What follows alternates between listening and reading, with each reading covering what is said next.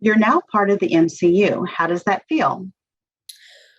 It is so exciting to be part of the MCU. I've played many characters in the animated universe of Marvel, but this feels like a big level up and so exciting to be a part of such an extraordinary series. I love this show so much. I look forward to watching it every Wednesday along with the other fans. And I feel so grateful that I got to play alongside Tom Hiddleston and the rest of the cast. Everyone is so brilliant, and it's just been such a fun journey. And I'm so grateful to the fans for loving Miss Minutes right away. She's just so much fun to play. Tell us about Miss Minutes. What is she and what is her role in the TVA? Miss Minutes is an extraordinary character. Nobody really knows who she is, if she's sentient, if she's AI. At my audition, I was unclear. I remember asking my agent to get more information, and she couldn't. And I think it's this character that is growing and changing and is so intriguing. I love playing her. In the beginning, we just see exposition from her on a video, but then we learn that she's capable of being a hologram and interacting with characters in real world. And it's been so much fun. And I think Kate Herron, Michael Waldron, the entire team behind the show have done such a brilliant job at having an animated character interacting with an on-camera world, particularly an on-camera world that's already so well known and so beloved. And I think they've done it seamlessly.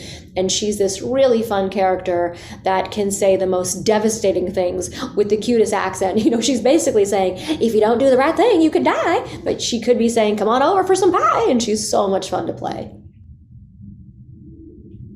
Speaking of that, did you model your voice or delivery after any references in particular, especially like her Southern accent? Where did that idea come from? I didn't model her after any character or human that I had heard.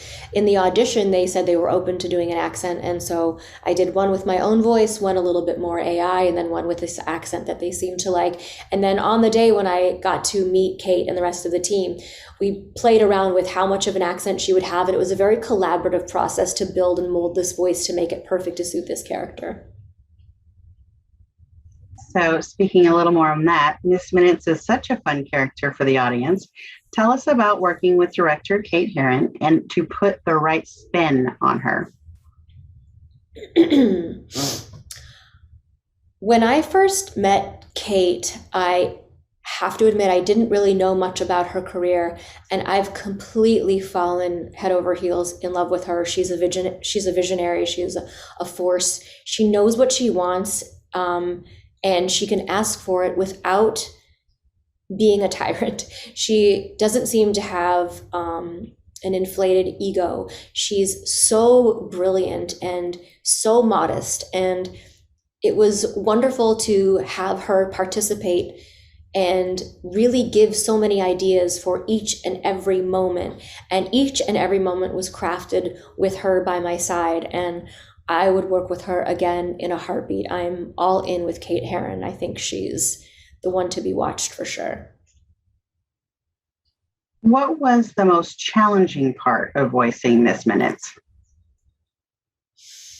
I'd say the most challenging part would be in moments where there was a bunch of action going on, like the scene where Loki's swatting her at her desk, because we really wanted to make sure they were very authentic. So it wasn't really challenging, more those moments gave a lot more time because we really wanted to craft each moment and have them all be believable. So each moment had maybe 10, 20, 30 different noises and beats and moments to then let the production team work with and slide into place to make sure they were right. You know, for instance, in the scene where she's jumping into the computer, they let me improvise, and, you know, there were different versions of bye now, or that's rude, or don't come back, or whatever it was. And we got to play with a bunch of different things. So that was probably the most work we had done on a scene to really orchestrate each and every moment.